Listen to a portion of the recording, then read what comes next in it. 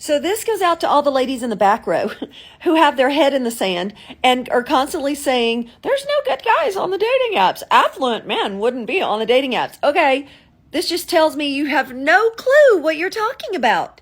Boots on the ground here. All right. I talk to single women all the time. I mean, there's literally not one day in my life that goes by that I'm not talking to either women or men about dating and the dating apps, literally for the last 15 years or more.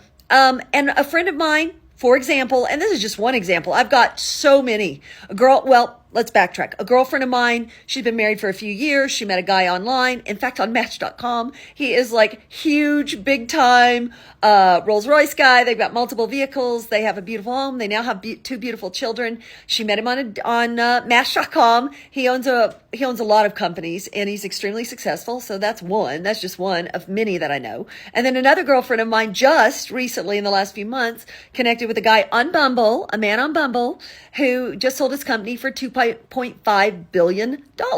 All right. And I could sit here for more than my allotted time and rattle off more scenarios of affluent, amazing men that are in fact on dating apps, are in fact on dating sites. But the thing is, if you're not meeting them, if you're not attracting them, you're doing something wrong. It's you.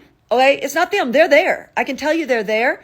But if you don't show up and your pictures aren't shining like a rock star, if it's like average, you're in your car or you've got like the Great Grand Canyon behind you or it's low level light or all of these common picture mistakes I see women make, even elevated women have low level photos. So if you're making any of those mistakes, you're going to go through life thinking there's no good men on the dating apps. But if you elevate yourself and you create this narrative in pictures of the sophisticated, sexy, amazing, standout woman that you are, then you're going to experience an entirely different world because they are there 100%. And I know that for a fact. All right. I hope it helps.